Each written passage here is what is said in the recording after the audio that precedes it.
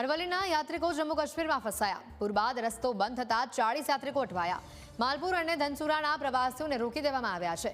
શોપિયાન જિલ્લાના હીરપોરા વિસ્તારમાં અટવાયા છે યાત્રિકો. શ્રીનગર, પહેલગામ, વૈષ્ણોદેવીના પ્રવાસે આ યાત્રિકો ગયા હતા.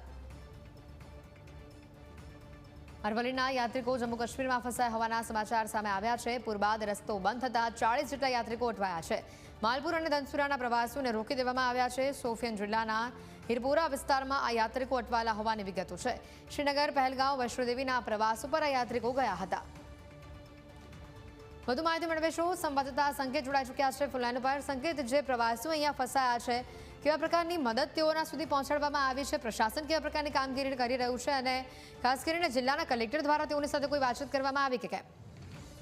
ચોક્કસથી હેતવી જો વાત કરીએ તો અરવલ્લી જિલ્લાના 40 જેટલા જે શ્રદ્ધાળુઓ જે શ્રીનગર, પહેલગામ, વૈષ્ણોદેવીના જે પ્રવાસે ગયા હતા તે દરમિયાન જે પૂર બાદ જે રસ્તો બંધ થઈ ગયા હતા, જે યાત્રિકો ફસાયા છે, જેમાં અરવલ્લી જિલ્લાના માલપુર અને ધનસુરાના જે યાત્રિકો છે તેઓ ત્યાં રોકી દેવામાં આવ્યા છે. ત્યાં જે પૂર આવ્યું હતું ત્યારબાદ જે રસ્તા બંધ થઈ ગયા છે, ત્યારે તંત્ર દ્વારા પણ જે યાત્રિકોને જે આગળ જવા ન દેવા માટે સૂચનાઓ આપી દેવામાં આવી છે અને રસ્તો ખોલવા માટે પણ જે તંત્ર દ્વારા પ્રયત્નો કરવામાં આવી રહ્યા છે. ત્યારે જે આ 40 જેટલા જે યાત્રિકો ત્યાં ગયા હતા તેઓ દ્વારા એક વિડીયો ઉતારી અને જે વાયરલ કરવામાં આવ્યો છે. જે જમ્મુ કાશ્મીરના શોપિયાન જિલ્લાના જે હીરપોરા વિસ્તારની અંદર જે આ શ્રદ્ધાળુઓ ફસાયા છે, અને ક્યાંક ને ક્યાંક અરવલ્લી જિલ્લા કલેક્ટર દ્વારા પણ જે આ યાત્રિકો છે તેઓના પરિવારનો સંપર્ક કરવામાં આવી રહ્યો છે. કારણ કે જે આ વિસ્તારની અંદર થોડા સમય પહેલા જે પૂર આવ્યું હતું, પૂરના બાદ જે રસ્તા તૂટી ગયા છે અને જે મોટી મોટી ભેખાડો જે રસ્તા વચ્ચે આવી ગઈ છે, ત્યારે ક્યાંક ને ક્યાંક અરવલ્લી જિલ્લાના જે માલપુર અને ધનસુરા જે તાલુકાના જે 40 જેટલા જે યાત્રીઓ ફસાયા છે અને ત્યાં હાલ તેઓ સોશિયલ મીડિયા અંદર વિડીયો વાયરલ કરી અને તેઓ જાણ કરી રહ્યા છે.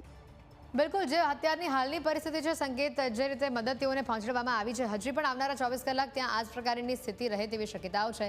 તો શું ત્યાં સુધીમાં તેઓને જિલ્લામાંથી બહાર કાઢવાની કામગીરી પ્રશાસન કરી લેશે કે પછી હજી પણ એક દિવસ તેઓને ત્યાં વધુ રોકાવવું પડશે? ચોક્કસથી હેતવી, જે રીતે જો આ વિડીયો ઉતારીને જે સોશિયલ મીડિયાની અંદર વાયરલ કર્યો છે તે રીતના લાગી રહ્યું છે કે હજુ પણ આ યાત્રિકોને ત્યાં થોડો સમય એટલે કે 12 થી 24 કલાક સુધી આ સમય આ જગ્યા ઉપર રહેવું પડશે. કારણ કે જે આગળના જે રસ્તાઓ છે તે રસ્તા બંધ કરી દેવામાં આવ્યા છે. ભેખાડો ઘસીને રસ્તા ઉપર આવી ચૂકી છે અને રસ્તાઓ બંધ થઈ ચૂક્યા છે.